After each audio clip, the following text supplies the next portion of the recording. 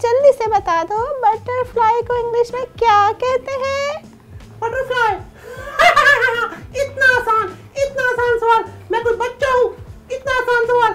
Butterfly. Butter मतलब मक्खन और फ्लाई मतलब उड़ा। तुमने जो है ना टीपू, बटरफ्लाई का मतलब बताया ही गलत। बटरफ्लाई तो खुद ही इंग्लिश का लफ्ज है। देखने का शौक था मगर इससे ज्यादा का इंटरेस्ट नहीं था। अब मुझे नहीं पता था मेरी ऐसे बंदे से शादी हो जाएगी जो बनाता है। मेरा नाम मोहम्मद इमरान सिंधु है और ये मेरी वाइफ है। हम लोग साथ ही मतलब पपेट भी चलाते भी हैं, मेकिंग भी साथ करते हैं। मतलब बेसिक स्ट्रक्चर जो है मैं डिज़ाइन कर देता हूँ, बाकी स्टिचिंग का काम जहाँ सिलाई का दूसरी चीज़ें टेक्निकल वर्क थोड़ा आता है तो वो ये मेरी हेल्प करती हैं। मेरी वाइफ भी हैं, साथ चलाती भी हैं, वॉइस ओवर भी करती हैं। मैं हूँ टीना और टीपू। कहाँ हो टीपू? मेरी शादी को 10 साल हो गए हैं तो 10 साल में शुक्र अल्लाह का काफ़ी अच्छा ऑपरेट हो जाता है। शुरू में होती थी थोड़ी ट्रबल, लेकिन कि अच्छा लगता है इसको चलाना तो अब मैं कर लेती हूँ ऑपरेट इसको। मेरा एक क्लास फेलो था, मैजिक का शौक था उसको, जादू का, तो उसने एक थिएटर ज्वाइन कर लिया था। वो मुझे बताता था कि इस तरह से आज मैंने देखा जाके वहाँ पपेट्स भी होते हैं, चलाते भी हैं लोग, ऑपरेट करते हैं। तो वो मुझे अपने साथ लेके जाना शुरू हुआ आहिस्ता आहिस्ता। शुरू में तो वो लोग चलाने नहीं देते थे मुझे, फिर ये है कि आहिस्ता आहिस्ता उनसे दोस्ती हो गई तो फिर उन्होंने थिएटर में मुझे भी अपने साथ ज्वाइन करा लिया और फिर मैं उनके साथ पपेट चलाने लगा आहिस्ता आहिस्ता। फिर ये कि बनाने भी लगा।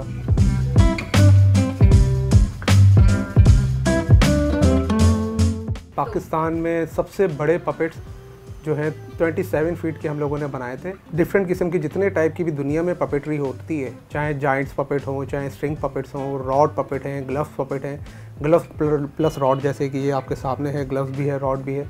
तो दुनिया में जितने टाइप की भी पपेटरी होती है वो हम ऑपरेट भी करते हैं, उसको बनाते भी हैं, मेकिंग भी खुद ही करते हैं। वॉइस ओवर आर्टिस्ट भी हैं, वॉइस ओवर भी खुद ही कर रहे होते हैं। मतलब ये इन हाउस ही सारा सेटअप हो रहा होता है। हमारे डिफरेंट सिटीज़ में पपेट शोज़ थे तो उसमें हम गए थे। मेरी बेटी उस वक्त छोटी वाली 1 साल की भी नहीं हुई थी तो उसको मैं बैग में कैरी करती थी और फिर पपेट चलाती थी। कोशिश होती थी कि ये रोए ना उस वक्त ना। कभी कोई टॉय उसको पकड़ा देती थी, एक हाथ से उसको देख रही होती थी, फिर एक हाथ से पपेट चलाना होता था।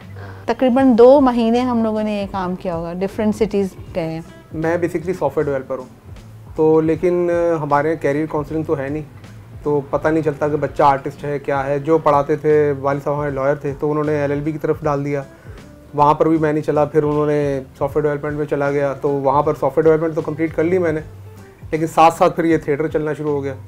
तो फिर फैमिली की सपोर्ट ये थी कि कोई भी ऑर्डर, जैसे फर्स्ट मैंने ऑर्डर लिया, जो एग्रीमेंट होता है उन्होंने साइन करवा लिया मुझसे कि डबल पैसे वापस करना पड़ेंगे अगर आपने ऑर्डर ख़राब कर दिया। उनको भी पता था कि फ़र्स्ट टाइम ये इनको ऑर्डर दे रहे हैं। तो मेरे जो वालिद साहब थे उन्होंने कहा कि अब तुम ऑर्डर वर्क करो, जो डबल पैसे होंगे वो मैं तुम्हारे वापस करूँगा। मैंने बनाया और वो चल भी गया, अप्रूव भी हो गया। उसकी फिर पूरे पाकिस्तान में एक्टिविटी की थी। इनको असल में घूमने का बड़ा शौक है तो मैं कहीं भी जाता हूँ तो ये मेरे साथ होती हैं। एक्टिविटी थी, इनको पता चल गया कि मैं डिफरेंट सिटीज़ में जाऊँगा। इन्होंने कहा मैं साथ चल लूँगी, मैं चला भी लूँगी, लेकिन मैंने घूमना है। अब हम लोग दिन में हम लोग इवेंट करते थे, सुबह स्कूल शोज होते थे, रात तक हम पूरी आउटिंग करते थे। देखने का शौक था मगर इससे ज़्यादा का इंटरेस्ट नहीं था। अब मुझे नहीं पता था मेरी ऐसे बंदे से शादी हो जाएगी जो बनाता है। एक सुनना अलग होता है और लाइव देखना एक अलग होता है। तो मैंने कहा अब तो बहुत मज़े का करते हैं। मुझे तो बहुत अच्छा लगा क्योंकि बचपन से अंकल सरगम का देखते आए हैं तो वो एक अट्रैक्ट तो करता है। एक क्लाइंट है, उसके पास में पपेट लेके गया बना के। अब वो मैनेजर लेवल का बंदा आके उसकी नाक खींच रहा है, बोले तो खड़े। फिर तकलीफ होती है बंदे को। उस वक्त पे बहुत दुख होता है। और फिर मैं गुस्सा भी कर जाता हूँ कभी कभार। मेरी बेगम कहती है गुस्सा ना करो। मतलब मैंने यही कह दिया था उनको, मैंने कहा अगर शर्ट आपकी मैं फाड़ूं तो फट जाएगी, तो कह रहा है फट जाएगी। तो मैंने कहा ये क्यों नहीं फटेगा फिर? ये भी फैब्रिक से बना है ना, ये कोई आयरन मैन तो नहीं है। स्पेशली बच्चे जब खींचते हैं तो इसका बहुत बुरा हाल हो जाता है। रिपेयरिंग के लिए भी कभी आते हैं ना। हाँ दुख नहीं होता, लेकिन मैं ये कहती हूँ अल्लाह बच्चों ने कैसे खींच दिया इसका। और कभी कभार होता है कि 100-150 बच्चा है, वो एक साथ ही पूरा घुस के आ जाता है पीछे, सब के सब। तो एक दो कोई बच्चा आदमी रोक सकता है, इतने सारे बच्चों को रोकना फिर मुश्किल हो जाता है। फिर वो बच्चों के हाथ में हम भी होते हैं, पपेट भी होते हैं।